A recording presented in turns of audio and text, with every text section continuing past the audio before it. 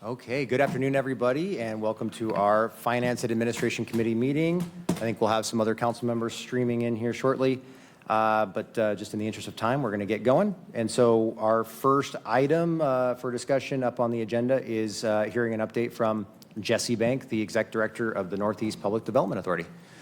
Jesse, come on down. Okay, do I have this guy? Okay, that's fine. Okay, well, thank you, Councilman, for having me here, and yeah, hopefully a few of the other council members join in here in the near future. But really appreciate the opportunity to be here and present in front of you today. And for the record, I think everyone knows me, but for the record, Jesse Bank, Executive Director of the Northeast Public Development Authority. And excited to be here and provide a bit of an update. We've got a lot of exciting things going on in the Northeast right now. As anyone who's been up there recently knows, there's a massive amount of road construction, which is very frustrating to anyone trying to visit the businesses up there. But from my perspective, that is big investment going into horizontal infrastructure in the district, which is desperately needed. So most welcome. Couple of pieces of high-level updates to make folks aware of. One, the PDA has taken a new office space on Market Street, so we are right there, right in the thick of it, and have an open-door policy to any community members that would like to come in, to say hello, to share some ideas about what could be done, to bend the curve a little bit in Hilliard. Are more than welcome to come in, stop, talk. We're there every day during business hours, so we think that'll be a real benefit. Welcome, council members. In addition, we've got a new hire. So we have the first new team member in the PDA's history. We've brought on a gentleman named Jared Aranda, who I apologize is not here with me today. He's actually still subbing in for me in another meeting, so such is life right now. But Jared comes to us from Salt Lake. He comes with a deep bench of grants experience and grants administration experience. And so he's not only going to be able to take a lot of the administrative work off of my plate, allowing me to continue to move the organization forward, but really he's going to add a lot of grant chase capability, and so we'll talk about how that comes into play here in a moment. So Shay, can you hit the next slide? Okay. I left this one in there just because it's a great plug for sort of where Hilliard is going. So what are we doing? You can just skip to the next slide. I just love to plug the... Can I make a comment on that space, though? Absolutely. Can we go back to it? My favorite thing about this space is that you can go in for coffee, then you can get lunch, and then you can stay for a drink. Yeah. But when you leave, you're like, I don't know what I smell like. So that's my favorite place. And you can go for game night upstairs, that's right, absolutely. Which by virtue of us being right next door on Market Street, I've noticed the traffic flow coming in. Game night is insanely well attended, like crazy. Okay, so in general, we've got sort of four big buckets of activities that we have going on. We've got a sub-area plan going on that you folks will be seeing here, hopefully Q1 of next year. We've got a couple of large infrastructure projects that are underway and going to be getting into the ground starting next year. More traffic snarls, unfortunately, but it's one of those, it's all going to be better when the construction is done kind of things. We've got a development project underway that we'll talk a little bit about, and then just some of the day-to-day activities. So slide. So the Hilliard Sub-Area Plan. This is in partnership with our friends at City of Spokane Planning. We have cobbled together a number of different grant funding sources to stand up what really is the first formal planning effort in the, first formal planning effort in the area in over 25 years. And when I say formal, I mean following GMA. There's been a lot of great work at the ground level, community level of putting together visioning plans and documents, but it's not really been enshrined in policy. And that's how I've really gotten some folks who feel like they've participated in a lot of planning efforts, but sort of haven't had their concerns or their ideas addressed.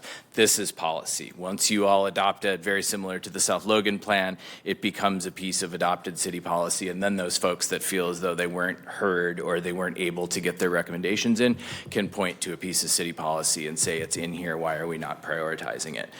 So the plan basically, as many other sub-area plans do, contains a lot of backward-looking analyses, looking at infrastructure and utilities and transportation and mobility and all of the things that go into sort of the physical built environment pieces.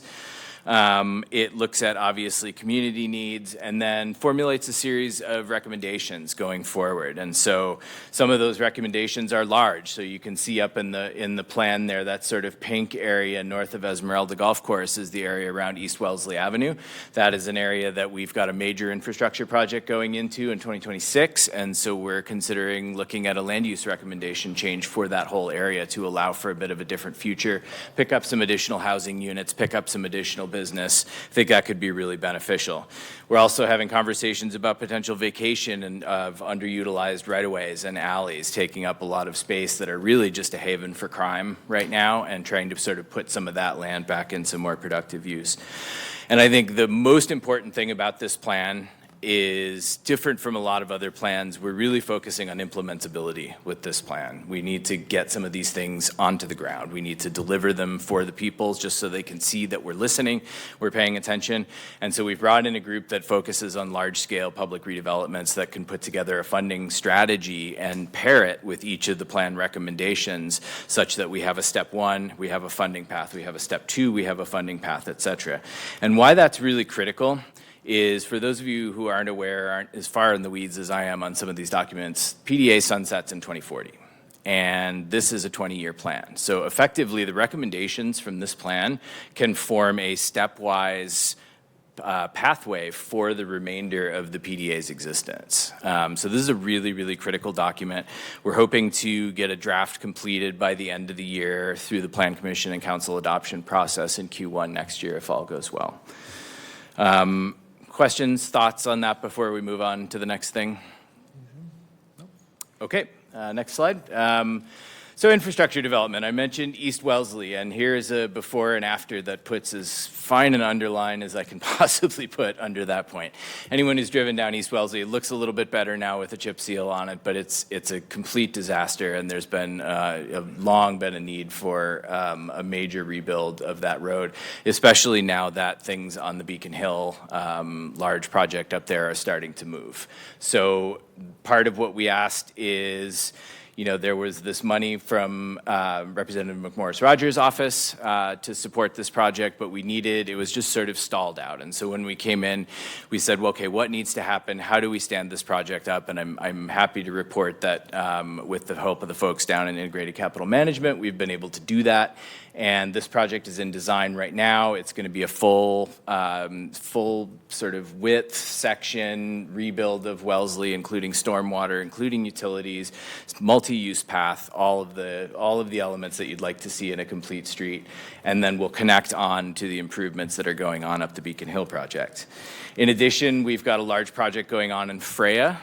We were the recipient of $1.5 million county ARP grant to pay for a piece of city infrastructure, a very large water transmission main between Freya, beneath Freya, between Garland and Wellesley. That project, because it's ARP funded, and I'm sure you're all abundantly aware of the deadlines associated with ARP projects, that one is going into the ground next year. It's being fast-tracked so that we can get it into the ground on time.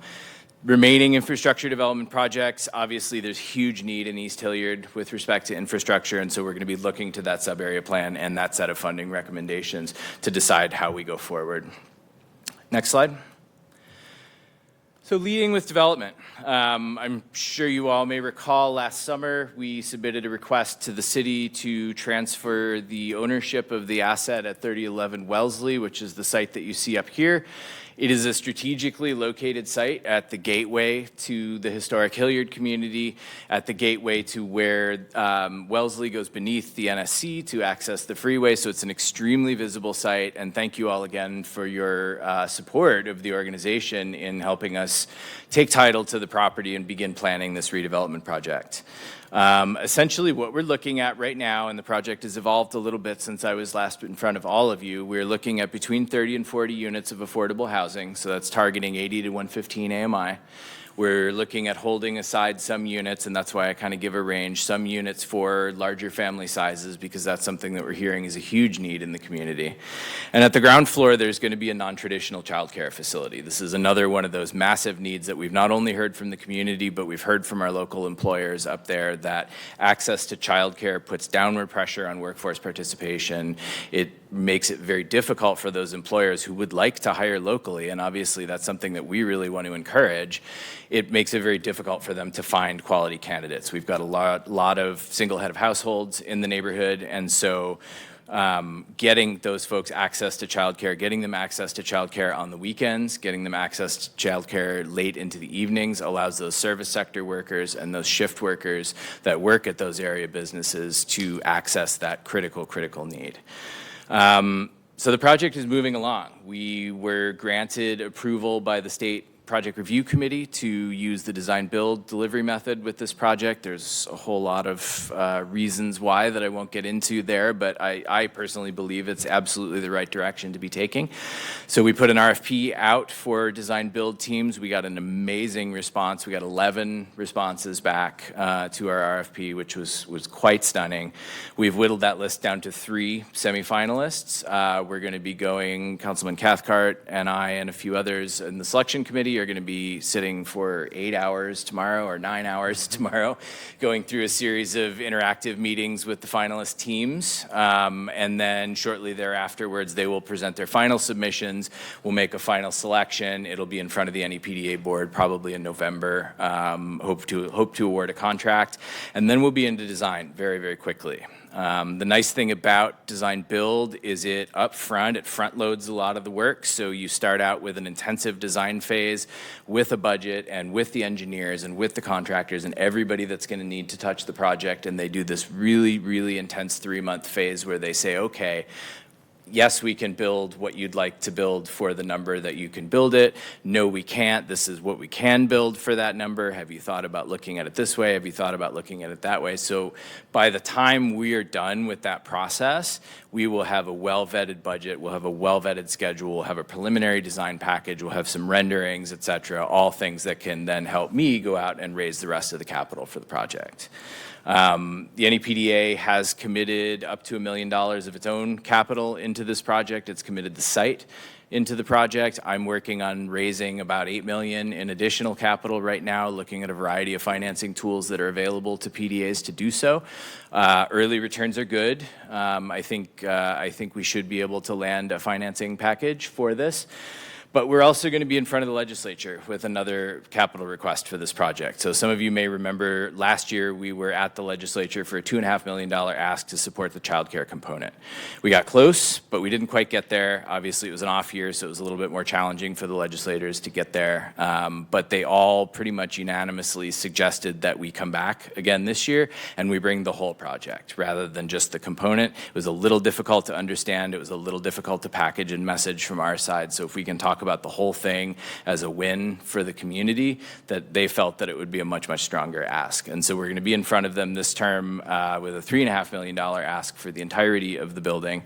We really hope to get council's support on that as you look to supporting your legislative packages or your capital requests that will go to the legislature this year. This really would be a make or break capital allocation for this project. Costs, as I'm sure you're well aware, are insane right now. And so getting us down to something that can make the project work and pencil financially is going to be really critical. So I'm happy to A, take any questions on that, or B, have any follow-up conversations with any of you if you'd like a little bit more detail on the project or like to learn a little bit more about what we're looking at financing. Questions on any of that before we move on here?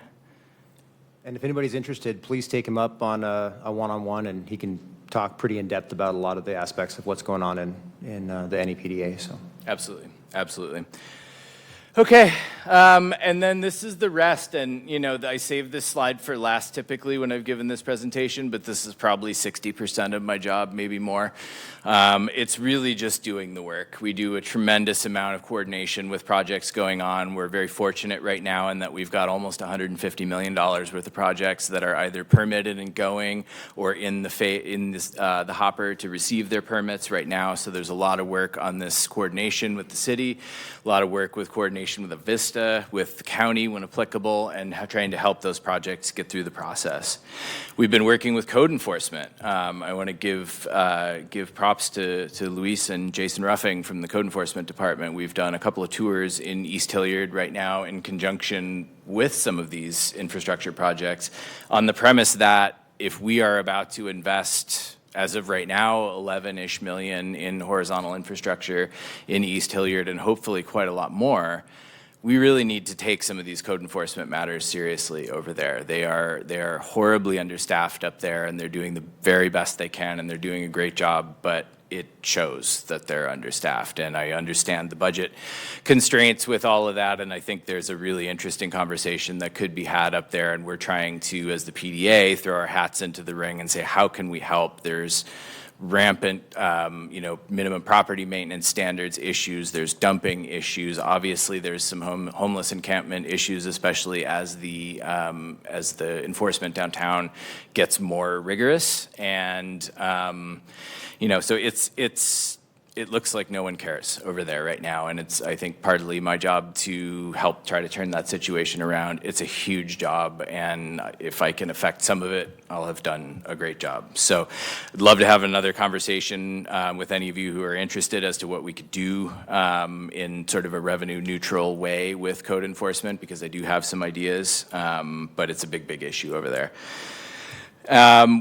Fortunately, we are in the process of having a conversation with BNSF about the largest single piece of land over in East Hilliard, which I think would do a huge, huge amount in turning around some of those maintenance issues over there. It's the remnants of the old BNSF Great Northern Rail Yards. The piece is not used by the freeway. It's been sitting fallow for a very, very long time. BNSF has essentially been sitting on it, but I've had some luck lately through their representative in Seattle, trying to have a conversation with them, and they're continuing to talk, which to me says they want to make a deal, because if they didn't want to make a deal, they would be out of the conversation already. So it's a risky thing. There's a whole bunch of hair on that conversation, but as the organization charged with revitalizing all of Hilliard, but originally formed to revitalize that piece of Hilliard, that site is the linchpin. And so I'm pouring a huge amount of my efforts into trying to get a hold of that. And then lastly, boosterism. That's what I have to do up there. It's tours and tours and tours and tours and tours, and be in the press and try to get articles. And we've had fantastic uptake from the press. We're working on another piece with the Business Journal right now. So it's an exciting time. How's it going? We got a lot of momentum built right now, and the challenge is keeping it. I think anybody who's been up there recently can feel it and can sense it. The majority of the buildings in the Market Street corridor have changed hands in the last 5 years. Many of them are getting renovated substantially right now. So there's a lot of new energy and a lot of new excitement up there. How do we capture that? How do we continue to keep that ball moving? Obviously, the NSC continues to move, which is great news for us. As long as that gets to its destination, we'll be doing great. There's quite a lot of movement on the east side also. I think people are starting to understand, a lot of people have been waiting in East Hilliard, waiting for the freeway to come, waiting for some more investments to come. Now that they see that those investments are coming, a lot of property is starting to change hands. There's a lot of pre-development conferences going on. There's a lot of things happening over there, which hasn't happened in a really long time. And finally, I would be remiss if I didn't mention Beacon Hill. There are curbs and gutters and roads going in the Beacon Hill development as we speak. For those of you who don't know, that project has been underway for 30 plus years without any movement. So the amount of movement that have occurred in the last couple of years is substantially more than anything that's happened in the past several decades. So it's a really good time. It's a really exciting time to be in my role in the PDA. We're involved in a lot of really interesting things.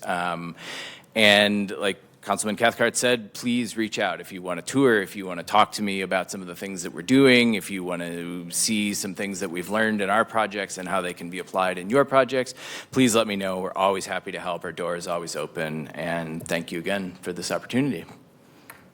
Thank you so much, Jesse. Thank And the new office is only a few doors down from Bellwether in the United Building, so great opportunity to check out both if you haven't had that opportunity yet. Questions, comments from anybody? Okay. Jesse, thank you very, Thank very you all. much. Appreciate it.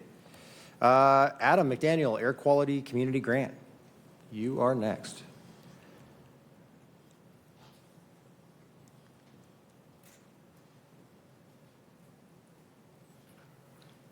So yeah, we're just seeking approval to proceed with the grant application with Gonzaga on an air quality management grant through the Department of Ecology. So what we would do under the grant, Parks would replace some diesel-powered turf management equipment with some zero emissions alternatives. There's no match for the city.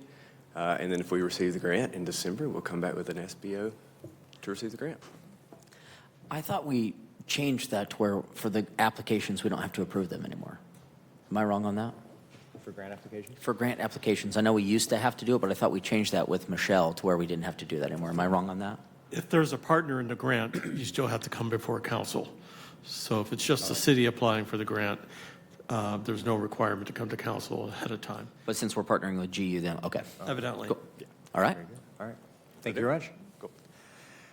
Citing of city-owned, city-funded support facilities. So this is my ordinance that was sent back to committee. And so here it is back on committee. If there's any conversation or thoughts, ideas, particularly around good neighbor agreements or any aspect of this, happy to take those, and we can do that here or offline.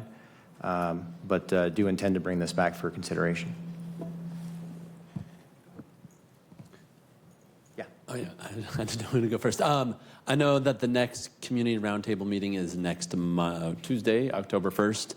And when we were gathering feedback from it, we took lots of feedback on that item too. And so working on a version to take to that roundtable and wanting to do that item or that topic at the next roundtable, as well as protections too, because those are two that the council has been considering recently, seem to be hot items.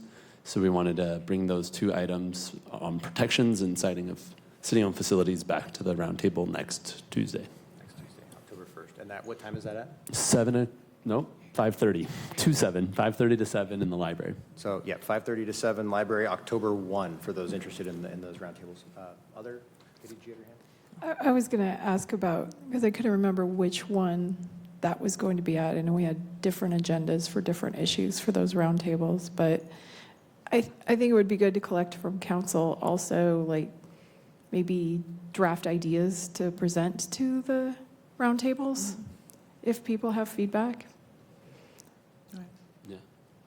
Councilman Cathcart, so I know we had worked together on the Good Neighbor Agreement, and we were looking at how we could beef that up for some type of enforcement in there, since there wasn't, so I don't know where we've gotten as trying to merge it into a document that everybody would be most agreeable with.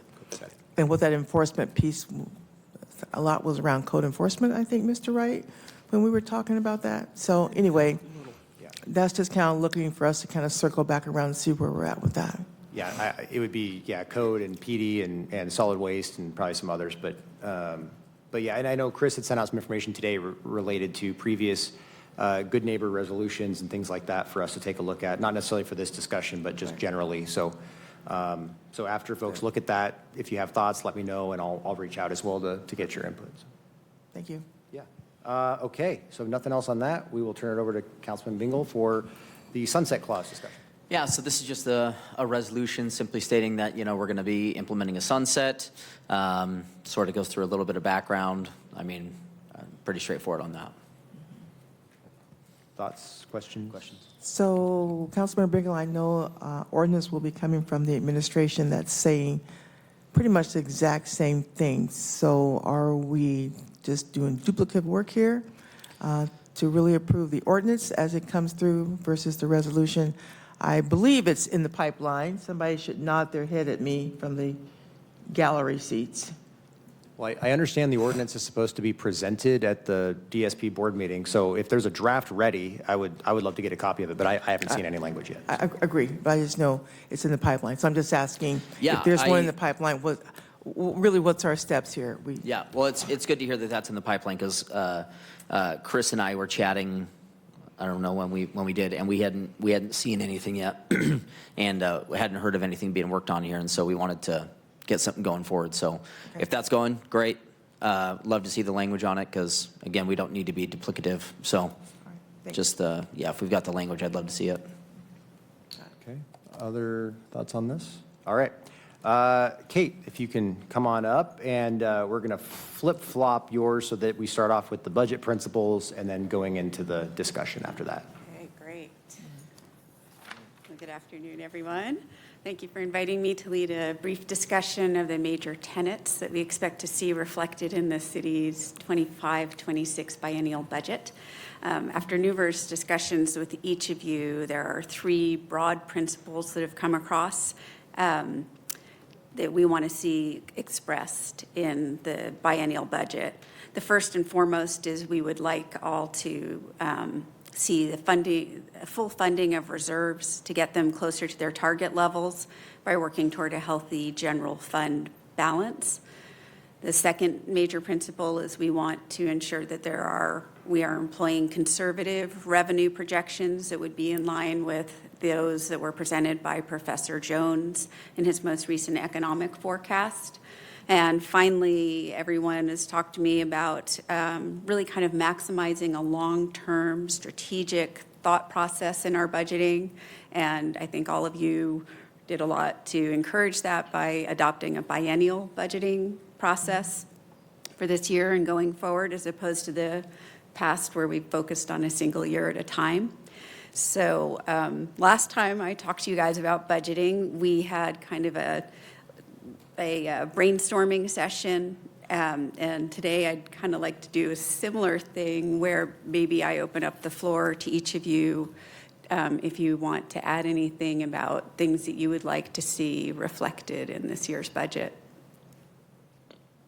Anybody want to go? The only thing I would say, we talked a lot about just not having enough information yet on 26 and the questions around that piece. So obviously having a good understanding of both 25 and 26 as a biennial budget, to me, would be really important. Yeah. Good. Other thoughts, questions? So Kate, I know we've talked a lot about this biennial budget, and you've had done some research across the state that there had been cities who had went to a biennial budget and that was not effective, and they had rolled back to a yearly budget. You want to just share a little bit of your research on that? Yeah, it was interesting. I was just looking at kind of pros and cons, and there's some really interesting articles about municipalities that have gone from an annual budgeting process to the biennial budgeting process. By and large, the pros do outweigh the cons, but for some municipalities, after doing the biennial budget, they've discovered that the annual budget gave them more flexibility. They felt that it led to greater accountability, with the biennial you could kind of overly smooth things out, whereas maybe in an annual budgeting process, there's more of a focus on each year and the trends that drive budget issues. So it was a very interesting discussion of pros and cons. I don't think it's clear how it will land for Spokane until we've actually done the biennial budgeting, but it certainly was, there were some really informative articles about what we can kind of keep an eye on. Anything else on the principal side? And that a little bit goes back to my frustration on just the more focus on 25 and not so much, at least as far as I've seen, on 26, because to me, I'm really trying to think about this more in that sustainable way. And so thinking about what are the long-term impacts, even if only 2 years, but what are those long-term impacts of each decision, and are we considering that, sustainability as we're going through this? So that, to me, that was the reason for going to a biennial, and I feel like, and maybe it's just a facet of having done it always as an annual, but it feels like we treat it as 2 annual budgets more than we do a biennial budget in how we discuss it, which I think it might make sense in some ways, but in others, I think it takes that the psychological piece of thinking long-term a little bit out of the equation. And so that's just been a little bit of a frustration of mine in the discussions. Yeah, in talking to my colleague, Mr. Boston, I think that so far what we've seen is a lot of 2025 data. I don't think that that's because they aren't focusing on 2026, and I think that what we'll get a really good insight into more of that biennial 2-year focus closer to October, which we're right up on the heels of. I think we'll start seeing a lot more of that 2026 data. But yeah, I agree that we do really need to be treating it as the 2-year period, so. If there's nothing else, do you want to go into the 24 year-to-date? Yeah, great. Well, so thank you all again for having me here. Thanks, Jay. Is the clicker not here today? We have the clicker, it's right next to you. On your left. Yeah, right there. This Yes. guy, okay, thank you. Sometimes it's a little Finicky? but I'm happy to help. Okay, great. All right, well, today I'm going to be talking just in a broad overview. I was talking with my colleague, Mr. Boston, the CFO, and next week we'll be finishing the third quarter. So I will be presenting you with scads, reams of data, because we'll be able to have like the full third quarter information. So today I'd like to have a presentation that's more of a 3,000-foot overview of kind of where we are, and then I've asked Matt to address kind of where we think we're going to end up at the end of 2024. So today, my major briefing points are going to focus on 3 major topics. The first is looking at our current city deficit trend and kind of what's behind it. The next, I'd like to quickly explore the broad causes of why we are in a deficit right now. And what's controllable, and maybe outline some of the external factors that are driving that. Finally, I want to briefly touch on some of the efforts the city's using to design strategies for controlling our current fiscal year deficit, as well as best practices that we could work with the administration to consider as a means toward controlling future deficits. As you're well aware, the city's general fund is currently operating under nearly $24 million structural gap or deficit for the fiscal year to date in the general fund. This simply means that our total disbursements, the money going out of the general fund, are larger than the money coming into the fund. As the bars on the far right of the graph show, we had anticipated collecting nearly $250 million in revenues by the end of the fiscal year. With 2/3 of the year behind us, we've collected only 58% of that amount. So if you kind of do the math, you think we should have like 66.66666%, and we're at 58. While revenue could swell in the final quarter, I don't see any precedent for such a large revenue surge. I mean, in November, we do get our property tax receipts, but it's not enough to make up that gap.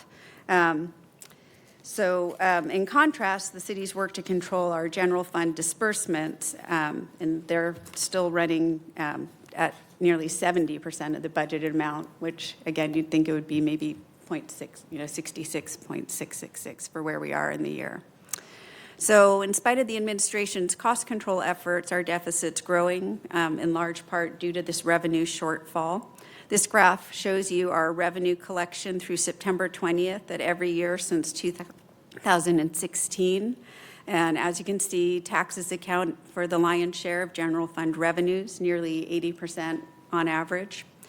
A soft tax year like our current one leads to declining general fund revenues. So total tax collection year to date is $35 million below what was budgeted, which is considerably fueling our $24 million year to date deficit. Just for perspective, $24 million represents nearly 2% of the city's entire budget and nearly 11% of the city's 24 general fund budget. Another way of looking at $24 million is that it is very close to the amount that we budgeted for the entire police patrol unit. Not all of police, but their police patrol unit. So just it's real money that buys real things. This chart shows the general fund tax breakdown year-to-date and demonstrates that city utility taxes, property taxes, and sales taxes each account for roughly a third of city revenue. We had budgeted for sales taxes to account for a full 33% of tax revenue and utility taxes to be just 26%, but sales taxes are 36% below year-to-date budget, and total tax collections are 24% behind budget. So is this a Spokane problem, or are we just doing something wrong? And if you look online, it's actually pretty easy to find the answer to that is no. There are a lot of municipalities suffering kind of the same storm of events that we are. And undoubtedly, there are things the city can do to help us attack this deficit. But it's important to note, again, that from Forbes magazine to CNBC, there are just a plethora of articles about municipalities in a similar situation. Indeed, 50 of the nation's 75 largest cities are running deficits. And many of you have told me that you've had conversations with municipalities across the state that indicate that statewide, cities of all sizes are facing similar challenges to Spokane's. Seattle alone is laboring under a $230 million deficit this year. So while the reasons may vary from municipality to municipality, there are several undeniable trends that underline these widespread financial challenges. The largest difficulty for us and for many other cities is declining revenue. And in Washington State in particular, you all know there are legal limits on the city's ability to raise additional revenues. So that's a real constraint for all of Washington's municipalities. At the same time, there are numerous trends that are increasing expenses, including inflation, the costs associated with the opioid and housing crises, the need for ongoing investments into public safety, our labor commitments, and the need, obviously, to keep up with infrastructure development, like we just heard that great presentation for the Northeast PDA. On the expense side, the city also faces pressures similar to many municipalities, and I just thought this was a great graphic demonstrating a typical Washington city's revenue and expense allocations. And it's particularly fascinating because it's just very, very close to Spokane's. The administration has been keeping a very close eye on employment-related expenses, as they account for nearly 50% of Spokane's general fund expenses. And many of these positions include automatic salary increases and these salary increases have built-in growth rates that are greatly exceeding the growth rate of our revenues. So there's a mismatch between revenue growth rates and expense growth rates. So where do our general fund monies go on the expense side? As with our Washington peers, we dedicate the majority of general fund expenditures to salaries and benefits, followed by transfers to city functions, including police or fire. And so, while we're not alone in our financial quandary, it doesn't mean we don't have room to improve on controllable costs and the controllable portions of our budget. So that's why you've asked me to work with Mr. Boston and our colleagues in the administration to seek innovative, long-term strategic solutions to our structural deficit. It's also why you've very wisely, I think, adopted a new biennial budgeting strategy to encourage longer-term solutions. And I'm looking as a kind of a new person to the city. I look at it and I think we're very fortunate to have a mayor and council who are committed to forging a path toward a healthier fiscal environment for the city. And I look forward to working with all of you to get there. Any questions for Kate specifically? And we're going to have Matt come up here next. Seeing none. Okay, Matt, you want to head on up? Thanks.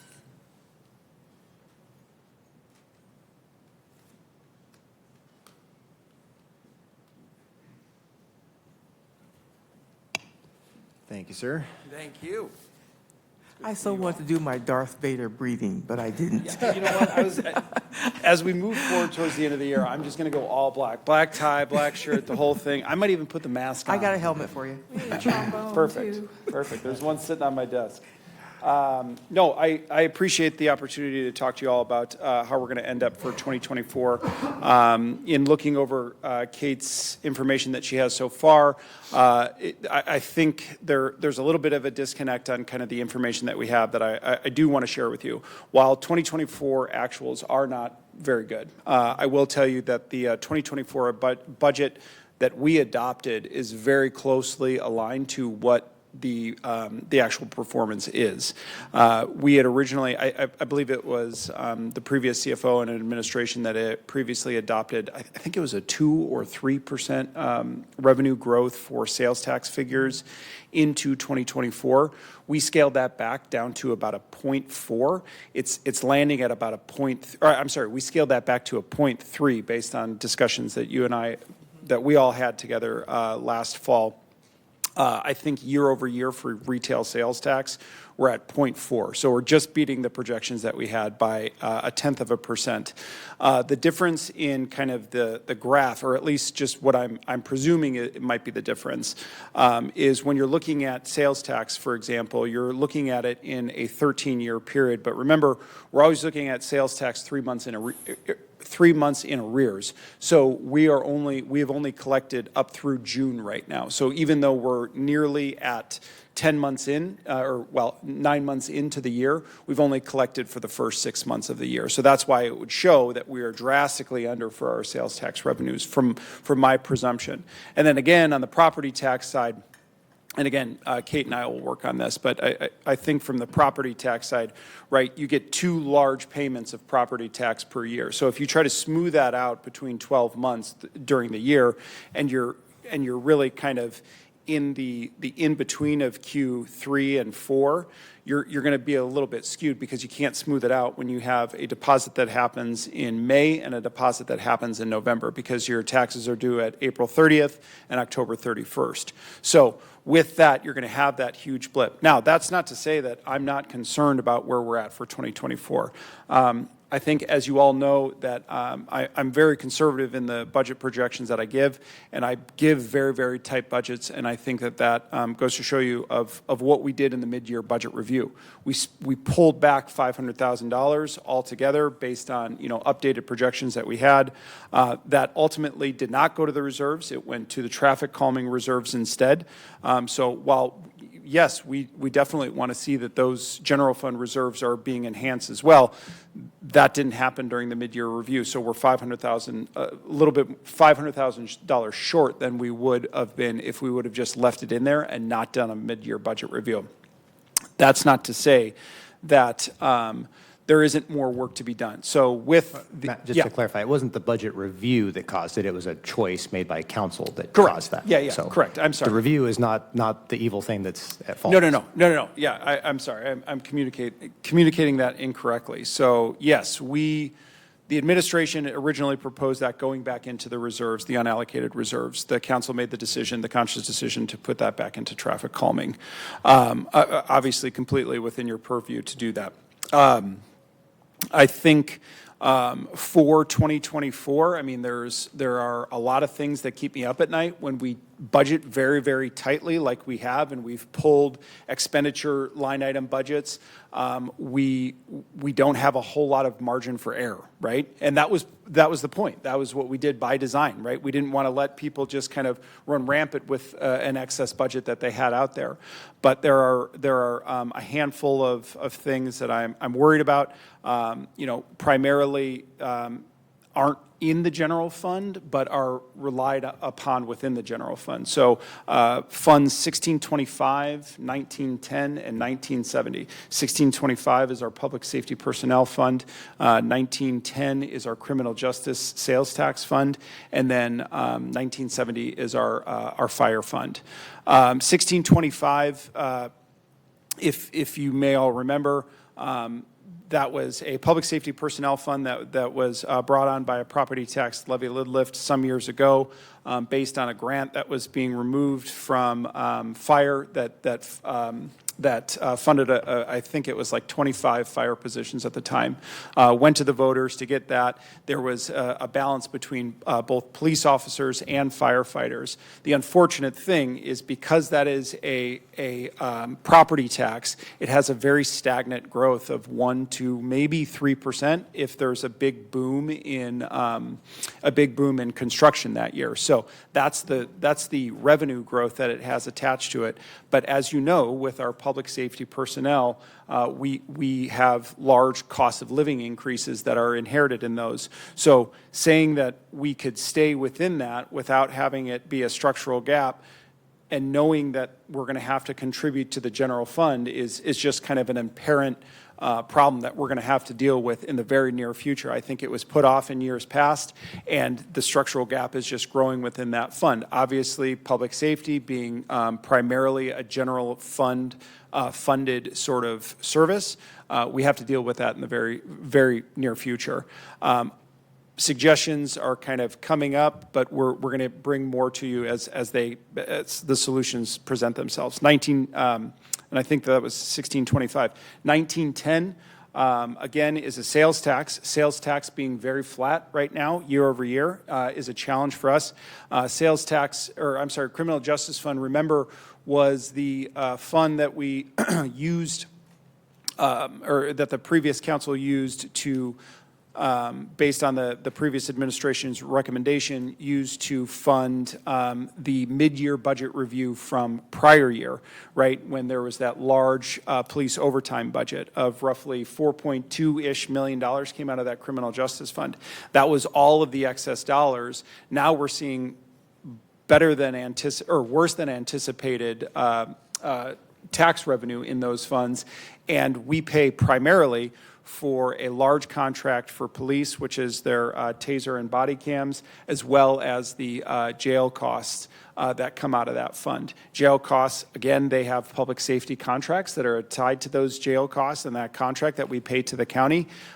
We had, the previous administration had budgeted a marginal growth for 2024, but we're worried that based on the activity that we're seeing is that bill is going to come in even higher, and it's already walking that tightrope of barely matching revenues and expenditures. So that's one that I'm really worried about. And then lastly is the 1970, which is fire, which is their overtime right now. As we are pacing during the mid-year budget review, we are pacing pretty well. We didn't add any dollars to it, but based on the summer activity that we've seen, there's been an increase of overtime costs. They have used up their overtime dollars. I will just full transparency. They have used up their overtime dollars. They are now dipping into their vacancy dollars that they have within that fund. We're keeping a very close eye on that to see, okay, are we going to be in that balancing act that all of the wage costs for 2024 are going to stay under that overall cost? And that's what we're looking at right now. As it relates to kind of where we're going to land for 2024, unfortunately, I don't have a crystal ball because sales tax has been trending pretty unfortunately over the past couple of months. It started off with a nice little blip. With the rate cut, there is some potential for increased activity, which, as I think all of you know me, cautiously optimistic on it. I'm not going to sell the farm on it by any means, but that's what we're keeping an eye on for the next couple of months. But definitely don't want to bring you an SBO in the 11th hour with our Q3 close report, which is going to happen next month, brought to you by Jessica Stratton. We'll have a little bit more detail and information on the granularity. Matt, will there be a recommendation for budget modifications at our quarterly SBO related to fire being above the threshold? It's too early to tell. That's exactly what we're combing through right now. So I'm working with Chief of Fire. They're accounting manager, myself, director of budget, I mean, we've all got eyes on it. This isn't just like a sole person that we're saying, okay, let's just figure it out when we get to November and we're kind of dealing with the budget. We want to present that information to you as soon as we have it. But again, we don't want to give more budget and then allow for this manipulation of, hey, I've got more budget than I anticipated. I could be a little bit loosey-goosey with my overall budget. We're trying to hone in that behavior. So to that point, one of the big contracts that was approved by this council was the fire contract, and specifically it attempted to close some loopholes that were being taken advantage of with regards to excessive overtime. My understanding is some of that has returned, and I would like to just get an understanding of what the pathway is right now that they're being used, and I want to ensure that that is a high priority in the ongoing negotiations. It is, and we haven't, full transparency, we haven't entered or started negotiations. I think both sides are kind of in the discovery side or the discovery period of things, trying to develop comps, et cetera. But I think what you're referring to is the FLOSSA periods. FLOSSA period is a 28-day period that because the fire schedule is so nuanced, they don't work, 5 days a week or 4 10s or anything like that. They work in 24-hour shifts. Previously, the overtime could be worked in a way that if you didn't work on a specific shift and you worked on another shift, you could be considered overtime, but you didn't necessarily work above and beyond your scheduled or your anticipated amount of hours during a specific 28-day period. During the last contract negotiations, it was identified to say, okay, let's look at a 28-day period. Let's try to get an understanding of what firefighters are scheduled for during that 28-day period for the 4 different shifts. And let's say that anything above and beyond, you have to hit that threshold first, and then you can start making overtime. And that has been definitely something that has been a challenge on both sides as we're trying to navigate those waters, because that's something that we just did for the first time. And as you all know, I mean, and our department is no different, but everybody's short-staffed right now. And so the payroll department trying to have to pick up all the pieces after they found that out, after the contract had already been awarded, has been scrambling to get that correct. We think we're in a good spot right now, but it's definitely something that we're absolutely considering moving forward. And then just one more, and if anybody else has, what are we doing to internally change what's happening at fire? Because I mean, we were at budget in August and over budget in September, and it seems like there were a lot of moves made to try to prevent that from happening, and here we are, 4 months before the end of the year. Yeah. So that seems like it could be a real challenge to the biennial budget if it's completely unpredictable what's going to happen with their budget. So what's happening internally to get that under control, make some, systemic changes, or what's happening there? Well, I think... And cost recovery, too. Are there options for cost recovery, and are we looking at those? We definitely are looking at those. I know Chief Oberg is working on that. Maggie Yates is working on that. I mean, we're definitely trying to look at partnerships with the county, with the state, all of those different partnerships that are out there on a cost recovery standpoint.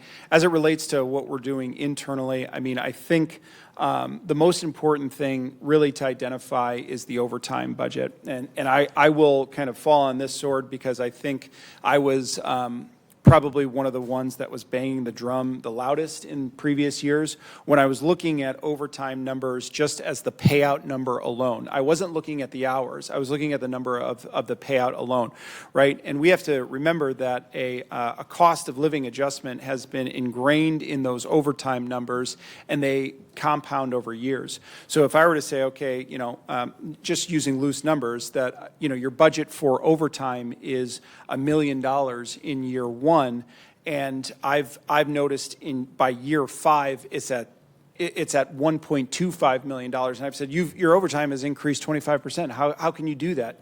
I'm not looking at the hours. I'm looking at the number that's paid out. But if there's been, let's just say, a cost of living adjustment that's been ingrained in that same contract period for 10% per year, their dollar rate has increased over 50% during that same time. So in fact, the 1.25 compared to the actual $1 million, they've decreased their overtime numbers based on what they're actually getting in their paycheck every single week. So it's a weird A little bit of nuance. government math, but It's, okay. well, it's government math, but I mean, it's from an hourly perspective, right? I mean, 1.25 in year one, it's that structural gap thing. You've got to be able to pay for the same service. So what we're doing internally is we're trying to get, Chief Oberg and I have worked on this, and we're continuing to work on this for the 25-26 budget, but is really to get the overtime number correct. That is the biggest component for us, is identify what the hours that we need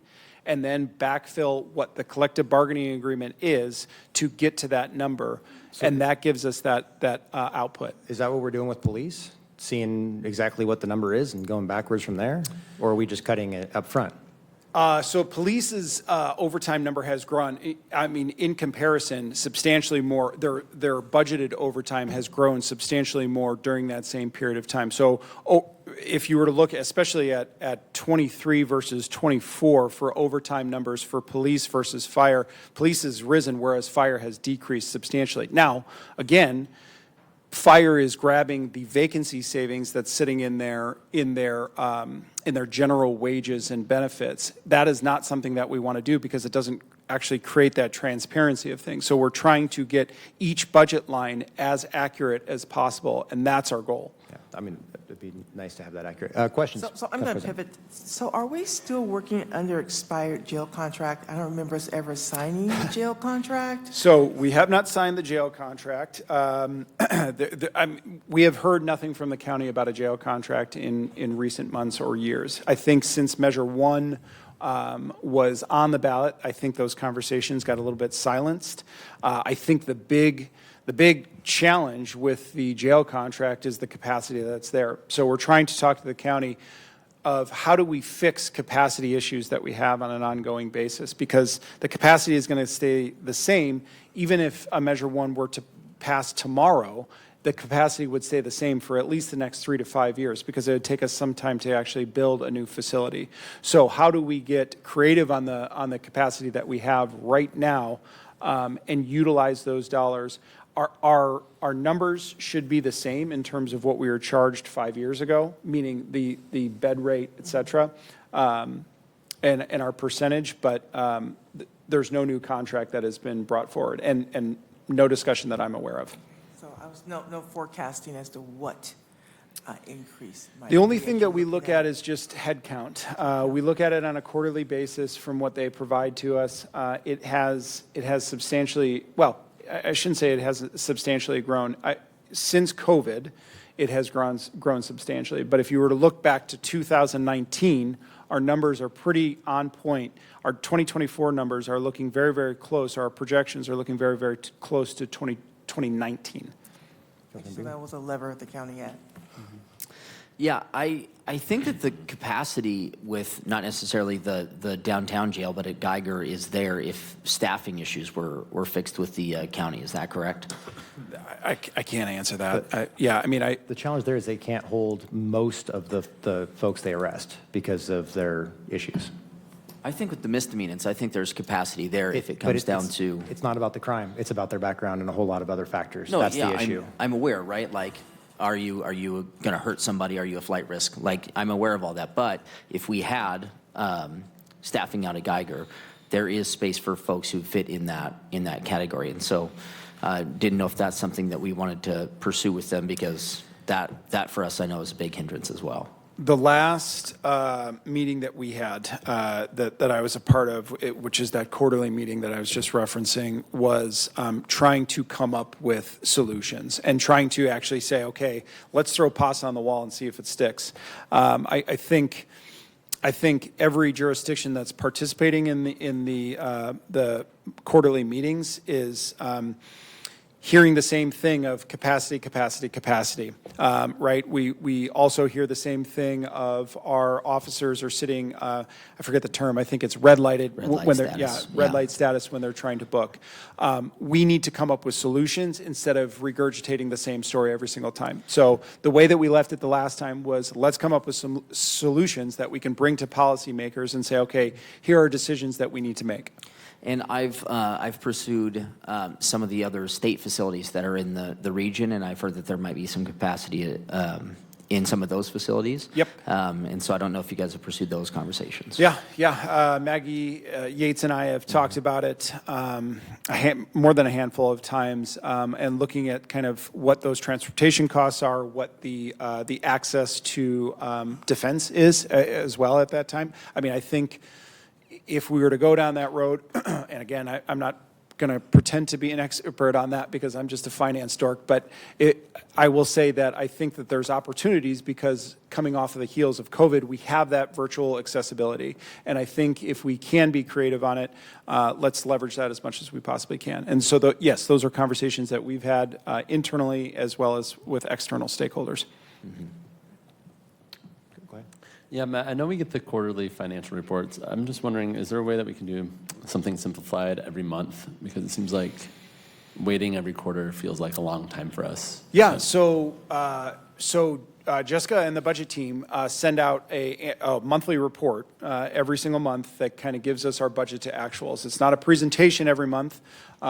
We can definitely try to make that, but definitely your budget director has access to those. Your budget director also has access to the FMS, the same reports that I was doing for you all last year.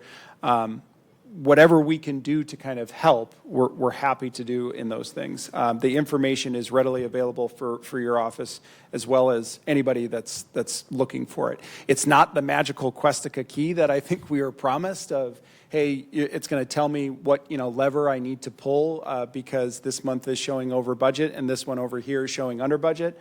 But it does give the information. The problem that we have as I think you can all probably appreciate, just is the nuance of government finance, right? There's the timing issues of certain expenditures. There's the timing issues of certain revenues coming in, property tax being a large piece of it, right? How do you smooth that over not only just the 12 months of the calendar, but the 13 months that we have?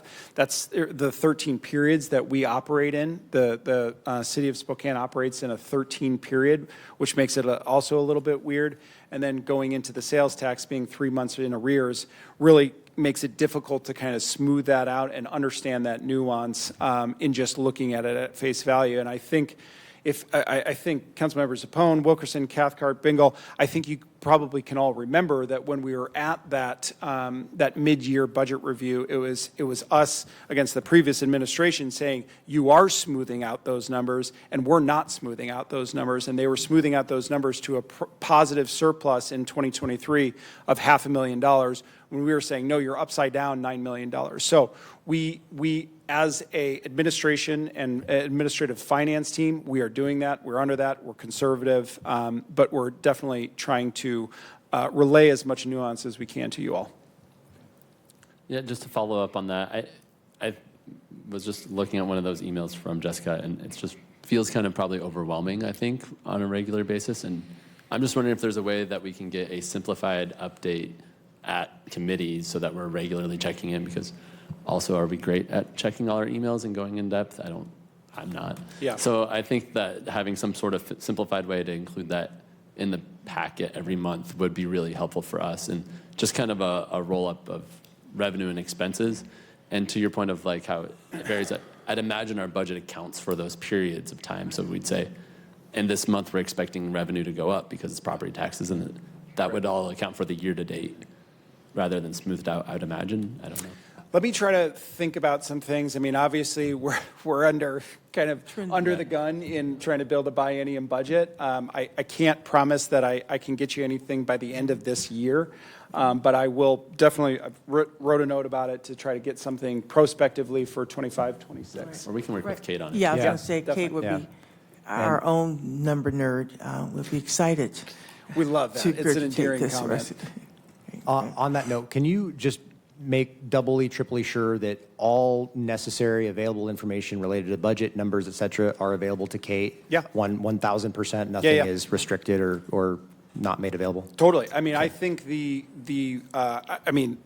access that I use for my analysis is either in FMS, of which we've walked through a little bit, and I think some more handholding might be necessary because I thankfully had some mentors previously that kind of helped me through that process. Again, she's coming in a very difficult time where we're all kind of going 100 miles an hour trying to build a 2-year budget instead of a 1-year budget, as I know she appreciates.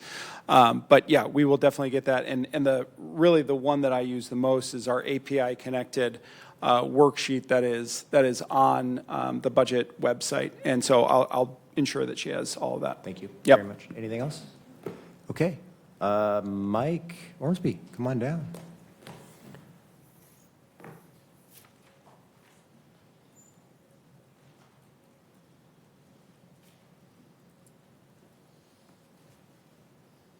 Councilman Cathcart and members of the council, thank you for the opportunity. My presentation is not going to be very exciting, but it's not going to be very long either. And it's good news. The quarterly SBO for the internal and external salary analysis is represented by the ordinance making these changes, and it actually results in a net decrease in cost to both the water fund and the sewer fund, and it's an equalization of some supervisory positions in 2 of the utility departments, which we worked with both M&P and Local 270 on, and it took a while to work through it, but it wasn't difficult or acrimonious discussion. It just took a while, and we have a unique opportunity to equalization at a fair level, and it results in savings to the city in both the short term and the long term. And so we would recommend positive consideration at the meeting next, or I guess 2 weeks. But I'd be happy to answer any questions if anyone has any. Any questions? I think you're off the hook. Great, thank you. Very much. All right, Jackson, are you doing this, or is, okay. Jackson, do you want the map? That map? Sure, yeah. Hi, council members. I think I'm talking to you about closing Nebraska Avenue from Maple to Monroe to non-local freight traffic. The locals have asked Councilmember Zappone about this for a long time. I believe Councilmember Zappone's tried to get in contact with the businesses that are running trucks through there, and they've been non-responsive. So, yeah, I can just speak to that, Jackson. Yeah, go for it. So this has been over a year of trying to work with the businesses. U.S. Foods is primarily one of the biggest offenders right now, and ACES has changed their route. And so basically, this is Nebraska Avenue from Ridgeview Elementary, where they're taking a shortcut down Residential Street to Madison Elementary. And we have had good conversations with U.S. Foods back in the spring, where they committed to making changes. But the residents have all brought together a petition. All of them on the street have signed it, and well, not the entire length of the street, but around the Ridgeview area. And we took that to U.S. Foods, and they committed, but have not followed through with those changes. And so, as I spoke to U.S. Foods at the time, that City Council has a lever that we can use to prohibit that type of movement on the street. I didn't want to, but U.S. Foods has not gotten back to me since telling them that we were going to move forward in that process. Councilman Phil, so has this been ran by Streets? Have they had a weigh-in on any of this? We did this a long time ago. We looked into what was an option over a year ago. I don't know if Streets specifically. I don't think we went to them, because this would be an offender would actually not be reported to Streets, or code enforcement would go to police, because this is a moving violation. So it would be a report to the police department. Okay. I was just my concern about, I understand the trucks, but in the whole traffic lay of the land, how would that possibly impact? I believe we went to the Streets and talked to them about the routes that they go. There is a freight route, and they are not using the freight route. They're supposed to be using freight routes, and these vehicles are choosing to do a shortcut through Residential Street, which would cause more wear and tear on our residential streets that we don't really have repair on. Yeah, I think I'm generally in support of what you're doing, particularly if we have freight routes, they should be following them. Do we know how it would affect any other businesses or anything like that in the area? You can have like local delivery Yeah. to your house, but it's Right. the pass-through that's the issue. Okay. And it's really not far out of the way to the freight route. I believe Rowan is a freight route, or Wellesley. I think it was Rowan, which is about 2 blocks away. Yeah. So one, you had clarified that this is not a temporary change that is forcing them to take the shortcut. It's just they're doing it on an ongoing basis. Correct. So that's good to know. And then what is generally the direction of the traffic? Is it both ways, or is it mostly from one street to the other? It's usually from Ridgeview Elementary to Madison Elementary, so going east. East, going towards east. Okay, all right. And we've been in contact with the Like school they're trying to get district to too. Division there? Is that what they're trying to do? Well, Madison Elementary by division. Right, yeah. right. At Franklin Park, yeah. Yeah. But the school district's been in contact too, but it's their vendor, Oh, okay. right? So the school district it's not their employees. Okay. Is this a safe routes to schools corridor or anything? I mean, kids would be using that street to walk to school. I mean, it seems reasonable. It seems questionable that this would be traffic from the school itself, if that's the case. But okay. Seems Yeah, reasonable to me. I know it's a irregular action. I don't think since I've been here we've done anything like this, but we've tried for over a year of working with vendors, and some have cooperated and some haven't. So it felt like with the community support and the need of the constituents, it seemed that we needed to take the next step. Yeah, I mean, again, it doesn't seem as if we should be having, again, freight traffic on a residential street. I think this makes sense. When was the last time U.S. Foods got back to you? What was It the in last? spring, probably May. It's in the spring. Okay. Have we reached out to him since and said, like, here's the actual ordinance, we're getting ready to move forward with this? It said what it's going to do. Okay. All right. I guess I would ask just maybe one more time. We can share it with Yeah, him. yeah, just maybe one more time. Like I said, I'm not in support of this. And there were good conversations prior, Yeah, so okay. it was interesting that they hadn't moved on. And I'll note too, the code that this amends is, this Nebraska section would be number 38, so there's 37 other sections in the code that do the same thing, so. I'm trying to think, we all have some in our district. I'm trying to think on Lincoln from Market to Crestline, I think is one of those as well. There's a map. It's hard to see. But Yeah. yeah. So this is where freight traffic is allowed or where it's prohibited? These are required routes for single-unit vehicles over Okay. 10,000. So this So is allowed. the freight, yeah. Freight route. Required routes for semi-tractor trailers and trucks with trailers. My other question would be, and I brought this up, I can't remember if it was Marlene that I had shared this with a year or two ago, but we were having some issues on Freya with trucks going fast and frankly going where they weren't supposed to into the residential parts of that area there in Minnehaha. And I had suggested, I don't know if this actually happened, but I had suggested that we try to update the GPS data because I felt like perhaps they were getting routed the wrong way. And I don't know if that actually happened. Maybe Marlene could say, but shortly thereafter, the traffic did seem to drop significantly. So I don't know if that's an option here or if that is perhaps something that's happening, is that they're getting routed in this way. But regardless of this, I think that'd be something to look into as well. So. Cool. Okay. Thanks, Anything else? Council. No? All right. Do you have that list, Shay, for the committees? Get our updates done. All right. Council Ops. Somebody want to update that? You want, Jacoby, is he here? Here he comes. Rescheduling meetings? We've been rescheduling. We had a budget work group meeting. Yeah, but Long walk up here to say that we're working on rescheduling a council ops meeting for this week. Very good. And I think that all council members got briefed on the budget since the previous month. So that was making sure everyone is up to date on the council budget. Yeah. Okay, ARPA? I don't think we have met No, once the last bit The went last out. will be voting on the cultural grants going out. There's been nothing else. So the grants went out for the child care. I know that's out there in the RFP process, in the pipeline. Yeah, there's just, I think we need to just meet, see if there's anything else at the end of the year that's going to come back that needs a quick We clear up redeployment. the clawback. Yeah, So- Yeah. but it wouldn't be much. Yeah. Maybe 100,000 or something. Okay. Maybe. Equity Subcommittee. Lily, any updates? Yes, so the last meeting, Shay presented Councilmember Cathcart's seating of city-owned and city-funded support facilities ordinance. It seemed to be well received by the committee. Jackson presented on council duties and responsibilities, discussed topics including what expectations constituents have for council members' workload, and how council members can show up more equitably in the Salary Review Commission's roles, and how the Equity Subcommittee could assist them. And at next month's committee, we will be discussing how to operationalize feedback from the subcommittee to council and other bodies. And we'll be thinking about timelines for letters of support and/or feedback depending on what's being asked for the subcommittee and how these things would work in practice.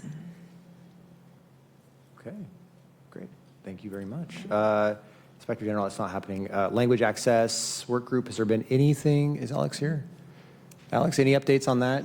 You want to just come down and? Yeah. Yep, please. And I know you would send out a little bit of an update, and I know Shay's been involved in some of the conversation, but not entirely sure where we're at. So just as my initiative manager report, we had a council mayor's office equity training about a Friday ago. Not this last Friday, but the Friday before that. So if you are able to fill out the assessments for that Parity sent out, that would be great. We are hosting a communities of belonging conversation with other community stakeholders this Wednesday.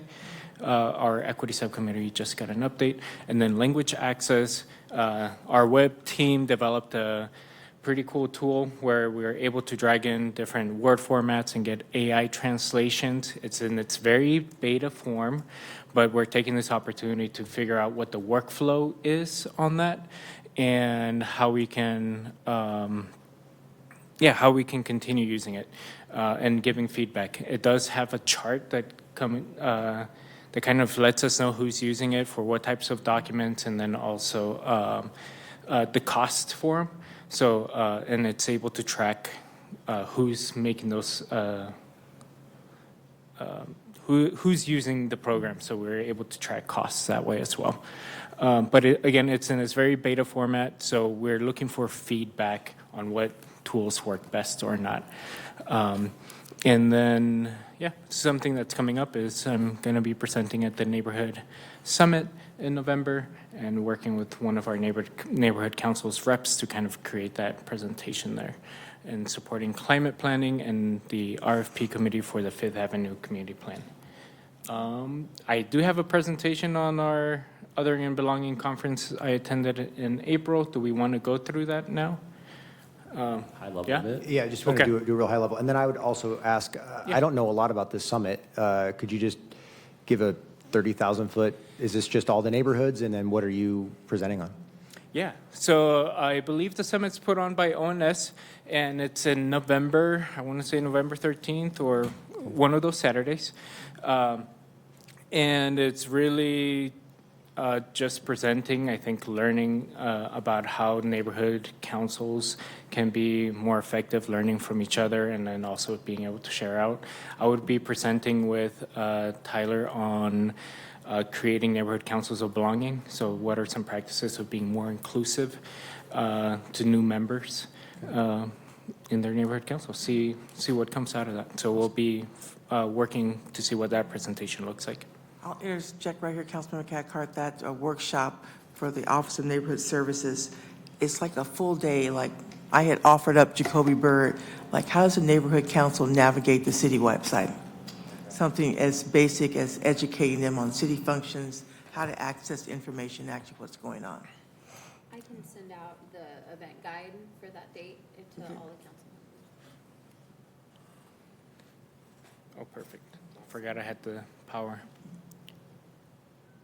Yeah, so in April of this year, I went along with Councilmember Navarrete to the OBI conference. The main topics or the three themes of the day were places of belonging, creating economies of belonging, and then long bridging. So some of the tools that come out of that are like targeted universalism, which very simply put is having a universal goal and knowing how to target different populations to get to that universal goal. And then bridging, which is bringing communities that don't always see alike together through see each other's humanity to work through problems or issues or conflicts that they might be having. That's the very high level of those two definitions. The design principles that I just want to share, and I won't read the whole definition, and you could also use this QR code to kind of read the whole definitions of all these steps, but the root of the problem is othering. The types of groups that are marginalized may be different in every culture and setting. We can identify a similar set of processes that gives some groups more access to goods, authority, opportunities, and rights than others. These hierarchies value are not presented as natural, usually through collective narratives, but are manufactured by those who have something to gain from division and treating others as less equal. And then everyone belongs. A place of belonging is not one in which certain in-groups are welcomed and out-groups are not welcomed. Alex, when you say design, what are you designing? Like, is this talking about like a public space, like a square, like a meeting, like how a meeting would run? Like what's the intent? It could be a wide variety of just even the way that we design buildings or what art are we deciding to put in, right? It's the way that we design meetings and what are the norms that we're trying to decide. What are the norms that we're deciding to follow in those meetings? So I think it can be used in so many different spaces. The first day we really covered a lot on design principles. I'm trying to hit forward here. And really we talked, Oakland shared their kind of cultural plan, but we also had a lady that was experiencing, was an advocate for disabilities, right, and shared about how we could design streets or curbs and how it helps more than people just with this, physical disabilities, but also helps like your parents that are using strollers, right? When we're thinking about those most impacted, then we know how to better design a community for everyone. Expressions of belonging, again, this was more talking about economic development. It was also talking about how do we better organize and bring people together and being able to create these spaces of people that, well, I guess this quote is talking about how do we create spaces where we're working to look towards our humanity as opposed to our identities that we might be out there. And expressions of belonging can appear in many settings, from public parks to the way that we set up meetings or how we design our infrastructure. And again, there's a link to all of these, and I put it in our presentation early on. In long bridging, this was our last day, but to me this was a very interesting day because it really talked about groups that were in a lot of conflict. So thinking about civil wars, this lady, Avila Kilmurray, was worked through the Northern Ireland conflicts and talked about how they were working on in various different groups underground to kind of see what our future past the conflict is. And I think the importance, and along with these conversations, it was about peace building. And I think the importance of this, is the tools that I think we could get out of these types of conversations are when we are having contentious conversations out in the community, which we often do, how do we set those up so we can get to a vision that can support our policies there. Yeah, and I mean, there were so many different quotes, so many different things that I took away from it that I think would be valuable, but maybe not able to share quite in a few minutes here. Thank you, Alex. Question? So what is your partnership in learning, you and Councilman Navarrete, how to incorporate that with the Office of Civil Rights, Equity, and Inclusion? Because a lot of this is community, really it's back to community engagement on basic level, but then the whole conflict piece as we work through it. So have you guys had an idea of what that partnership would look like between the council office and the administration office to help execute? Because my challenge is this work needs to be more than on the council side of the house. It needs to be on the administration side of the house as well.